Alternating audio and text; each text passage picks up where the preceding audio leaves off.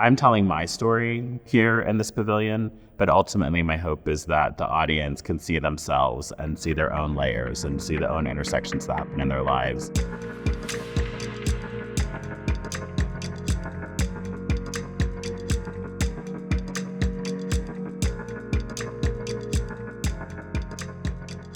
So in 2022, I walked out of the U.S. Pavilion into the forecourt and I called Jeffrey and asked him, I think I actually said, Jeffrey, you have to be the next artist in the American Pavilion. It felt like we needed some joy in the world. Audiences coming to the U.S. Pavilion to see his show will be delighted by how uplifting and positive it is, while at the same time addressing really critical historic issues. Jeffrey's work has always been what I've shown people over the last 20 plus years to break them out of their preconceived notions about what Native American art is. People are always so surprised and excited and curious when they see his work. He is always willing to go bigger and brighter and deeper with his practice.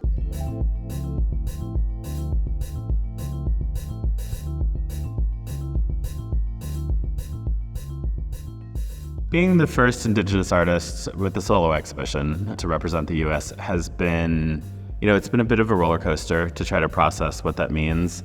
I think for me, I'm hoping that the story grows much larger than just being the first. I think, certainly we can agree that it's long overdue. And I think the pressure of being the first just kind of means, I suppose for me, that I hope it's the beginning of many more in the future, really. And I hope that by the end of the exhibition that people are beginning to pay attention to other Indigenous artists and to begin to include them into a more global conversation about art. For me, as someone who is both a curator of Native American art and an Indigenous person myself, it's incredibly meaningful.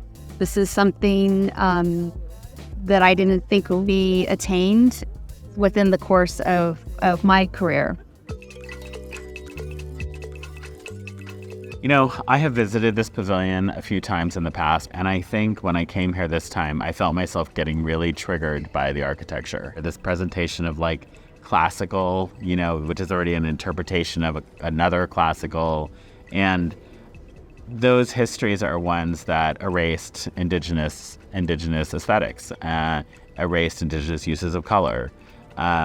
We were not meant to be in these spaces. So I think for me, the idea was not to actually erase it, because I don't believe in erasure, but was to really just sort of renovate it and to think about what would I do to this space that would accommodate, the people who I want to come here. It's so satisfying to watch Jeffrey present the vision for the pavilion and execute it exactly the way he envisioned it from day one. He also created 23 new works.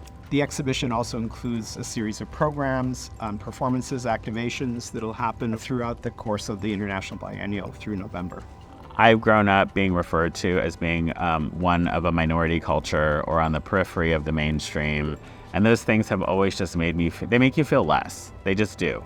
And that you're never centralized. But when you go home, when I go to Mississippi and I'm surrounded by other Choctaw people, we are center, and everything else becomes periphery, and everything else becomes minority. So the whole point of the sculpture is that we've taken these forms of historical monument bases and we've opened them up for the public. We've opened them up for histories and narratives that aren't generally and historically have not been central.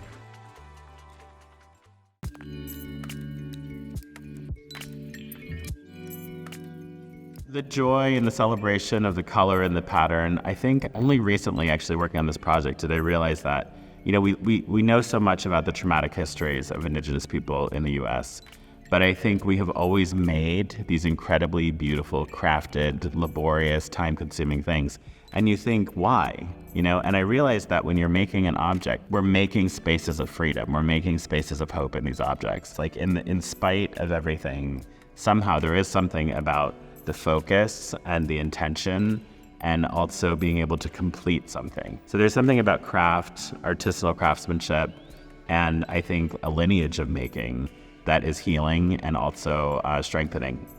My use of pattern really, I think, was almost a pushback against the way the geometric abstraction was meant to kind of imply the future, right? And it was sort of like suddenly we had like 90-degree angles and straight lines and cleanliness, and there's something about this removal of the kind of human touch and things. And I hope that the future will include what I refer to as like the messiness of humanity as well, right? The emotional side, the things that we can't resolve, the acceptance of failure, And so for me, I think when it came to looking at the history of Western and European and American geometric abstraction, and then looking at Native American geometric abstraction, one almost kind of claims, almost differs from content, and the other one is very much about content. They tell narratives, they explain landscapes, they can be political, they can be identifying, they can be spiritual, and I never understood why these two were not put side by side next to each other. I think that's where I've tried to arrive at, is to think about the geometry in a way that I can both mess with it a little bit and use color to activate it and to make spaces and to make references. What I hope is that it triggers things in the mind and an exhilaration in the mind of the viewer without kind of nailing down the story. That's where you can come in and you get to kind of like fill it in. And I always judge it, it's like, are we landing in the space that I'm hoping we land in together? And generally speaking, we do. So the figures actually started, I want to say maybe in 2014, 15. I was definitely having a hard period. And I do pray and I ask for advice, and I had a series of dreams. And so I refer to these as ancestral spirit figures. And I imagine them as these kind of like looming spirits that kind of have walked the earth and just witnessed us as humans. And they return back to kind of say like, remember when, or they have a lesson to teach you. Many people know me by the punching bags. This bag in particular, this is a difficult space, the rotunda space here. And I just thought I wanted to make it the center of what we were thinking of the building as a body. And so this is sort of the heart of it, and it's this bag. And the bags for me they continue to be an incredible metaphor because they're about power. They're about sometimes feeling like the dominant one, feeling like the powerful one, feeling like the oppressed one, feeling like the beaten one. But yeah, I think it resonates with people. The words on this one refer to the Constitution, so we hold these truths to be self-evident. And I think when I use text, oftentimes I think about how the viewer can place their own self in that. Jeffrey's work really kind of acts as a prism, it feels like. It's able to refract and reframe the past into a kind of glorious kaleidoscope that makes histories and identities and stories that often are flattened into kind of linear or binary narratives into something that's much more prismatic and meaningful, but also projects a kind of hope. What I hope the audience gets and walks away with is really an understanding of historically we have always influenced each other. I think I just want people to understand that we live in a time, and maybe we have always lived in a time, where the layers are what tell the whole story. And this kind of editing into the more kind of superficial or simplistic, or the kind of the value that we give and we attribute certain characteristics over others, it doesn't serve us. It just doesn't serve us. And we are better when we're more. We are better when we're more, the sum of everything actually adds us up to more.